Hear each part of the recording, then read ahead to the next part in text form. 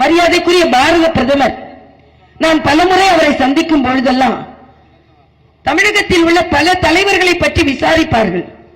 அதில் எப்பொழுதுமே பெரியவர் ராமதாஸ் அவர்களை பற்றி விசாரிக்க தவறுவதே இல்லை.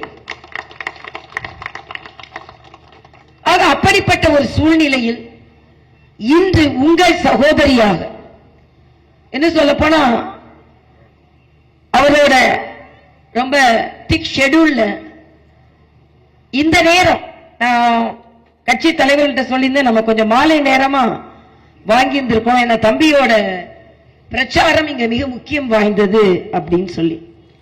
ஆனா சில நேரங்கள்ல சவால்களை நாம் சந்திக்க வேண்டி இருக்கிறது.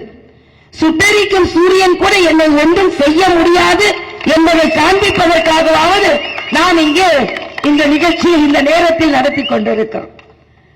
எது வந்தாலும் எங்களுக்கு ஒண்ணும் இல்லை, ஏனென்றால் நாங்கள் வெற்றி பெறப் போகிறோம்.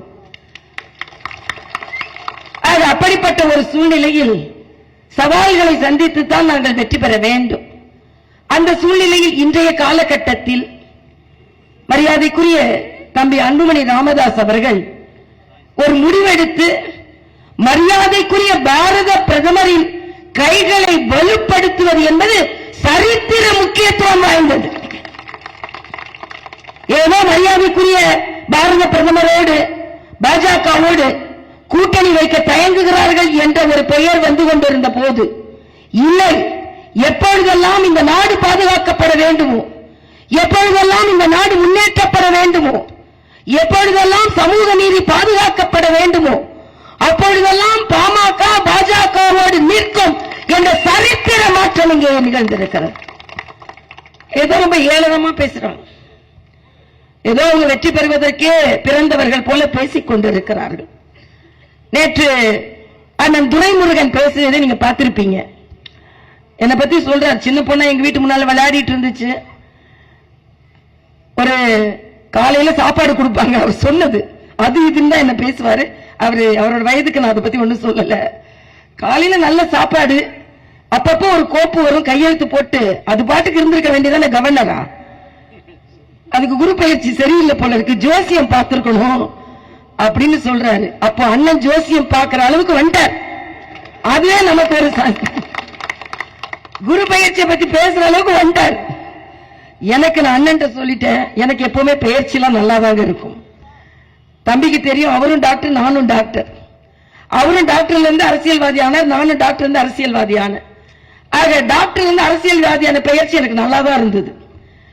ஒரு தீவிரமான காங்கிரஸ் குடும்பத்திலிருந்து பாரதிய ஜனதா கட்சிக்கு பயிற்சியான அதுவும் நல்லாதான் இருந்தது.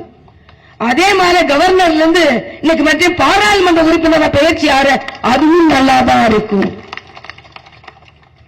அப்ப அவர் சொல்றாரு, தொலைபேசி எடுத்து அந்த பொண்ணுக்கு தெரிஞ்சிருந்தா நான் ஒரு போன் பண்ணி சொல்லியிருப்பேன், இந்த மாதிரி முடிவெல்லாம் எடுக்காதுன்னு. ஆனா நீங்க போன் பண்ணி சொன்னாலும் நான் முடிவு எடுக்க தான் போறேன். ஏன்னா நீங்க என் கட்சி தலைவர் இல்லை. ஆனா ஒன்னே ஒண்ணு நீங்க செஞ்சிருக்கலாம். இந்த தமிழகம் முற்றிலுமாக தென்சென்னை தண்ணீரில் தத்தளித்த போது நீங்க தொலைபேசி எடுத்து உங்க எம்பிட்ட சொல்லிருக்கலாம், அம்மா சென்னை தத்தளிக்கணும், கொஞ்சம் போய் மக்களை காப்பாத்துங்க அப்படின்னு சொல்லி. நாம சேவை செஞ்சுட்டு தான் மக்கள்கிட்ட ஓட்டு கேட்போம். அவங்க ஓட்டு கேட்டுட்டு ஓடி போறவர்கள், அதைத்தான் நான் இங்கே சொல்லிக் கொள்கிறேன். அதனால இன்னைக்கு இது ஏதோ கூட்டம், இந்த தென்சென்னைக்கு தம்பி வந்திருக்கிறாரு, இது இந்த 2024 தேர்தலுக்கான கூட்டணி என்பது இல்லை. தமிழகம் ஒரு புரட்சியை பார்க்க வேண்டும். லஞ்ச ஊழல் இல்லாத ஒரு சமுதாயத்தை பார்க்க வேண்டும். நேற்று நான் மயிலாப்பூர்ல சுற்றுப்பயணம் செஞ்சேன்.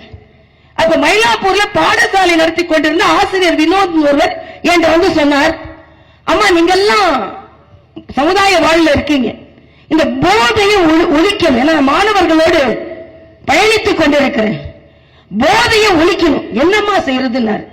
நான் சொன்னேன், போதையை ஒழிக்கணும், ஒரு திமுக ஒழிக்கும். திமுக ஒழிச்சுட்டா தானா போதும். ஏன்னா யாரு போதை கடத்துறாரோ அவரை வச்சுட்டு போதை பொருள் கடத்துறோம், அவரை அவங்க கட்சி நிர்வாகியா வச்சிருந்தாங்க. எல்லாரும் சாதிக்கலாம் சாதிக்கலாம் சாதிக்கலாம் சொல்ல சாதிக்கையே வைத்திருந்தவர்கள் திராவிட முன்னேற்ற கழகம் சார்ந்தவர்கள்.